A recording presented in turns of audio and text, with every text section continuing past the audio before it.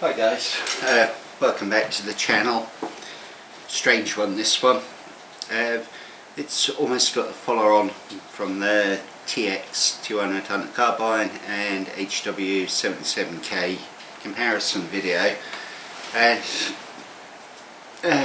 you guys got me thinking about lots of things. Actually, I always feed off your comments. It's great stuff, and that keeps the channel alive and hopefully keeps you guys interested. Where I want to go on this one is affordability.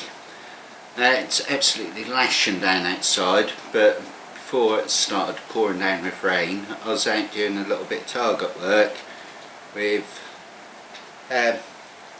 these rifles that are on the table. As you know, on the channel I always say, sorry, just get this chair done. I always say bring your shots in, especially if hunting. And I realise I've been putting out a lot of content about shooting at ridiculous ranges, which you shouldn't even contemplate doing if you're in a hunting scenario, a 12-foot pound rifle. That was purely for fun really, and just to show you what these little rifles are capable of. No way at any point do I advocate taking 100 yard shots with 12-foot pound rifles. Let's get that put to bed straight away. So where I'm going with this, affordability and stuff, by that, for like newcomers to the sport and new people to the channel, etc, etc, I want to put something out right away. Do you need to be spending 800-900 quid on an air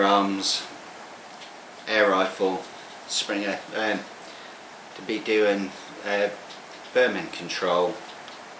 Absolutely not. No way, hell no, and all the rest of it, no.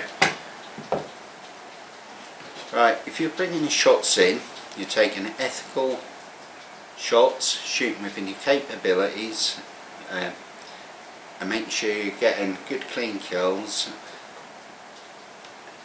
I would say this hunter carbine, the HW 77, though they're very nice to have, are they like a requirement to have for doing that? Hell no.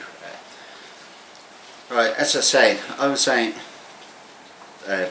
outside a little while ago, and I was shooting these little splatterbursts. These are tiny guys, so the centre of these is about the size of a 2.5 pellet. The whole thing I think is about 17 mils, tiny little splatterbursts. These, incidentally guys, if you're whacking these every time, it's well within acceptable norms for UK legal limit quarry. Where I'm going with this is every single one of these rifles on the table at 30 metres will keep all their shots in there. So for newcomers to the sport, and I've done this so many times, there you go, yeah, HW 99S, this will do at 30 metres and less. This will shoot a comparable group to the Air Arms, the HW 77K and the 95, the 35 and every other rifle I have in my possession. I've got loads. So this is a fairly budget rifle. I wouldn't go much lower than this. Maybe you could swing towards a Comet Fusion or something like that if you want a brake barrel. But with these you're getting German engineering. It's a well-made rifle and it'll last you a lifetime, and it's not very expensive. So do you need like the hunter carbine or 77? Yeah, you don't need them, but it's always going to boil down to wants versus needs. We all want better, but do we do you need to be spending that money? No. So my advice to newcomers to the sport, don't get put off the sport if you can't afford like a really high-end Springer or even PCP for that matter. Don't be put off, there are cheaper alternatives. What I will say is always go for a reputable company, something that's got a bit of pedigree behind it, and you won't go far wrong. Personally myself, I've always believed that you should start off shooting with a Springer, because it'll teach you all the fundamentals of marksmanship, it'll teach you how to hold a rifle properly. Springers are more difficult to master than a PCP, but they set you up for a lifetime of shooting.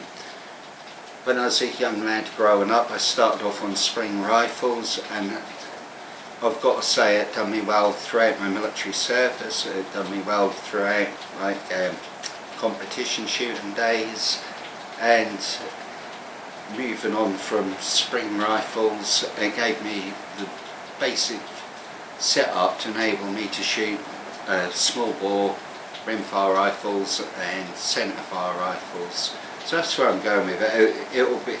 It's a stepping stone. If you can master one of these, you'll be able to handle, sort of look further down, handle a centerfire, absolutely no problems. They teach you all the good stuff, like the important stuff, the trigger control, the follow through and all the rest of it, and handling recoil. And they'll also make you very wary of wary, should I say, of getting scope by as well, because they're recoiling. So yeah, where I'm going with this, for new guys to sport, don't get put off and think you have to run out and spend like a shed load of money to get the latest greatest air arms, fire. There are cheaper guns out there which will serve you equally as well, and that's what I need to put out.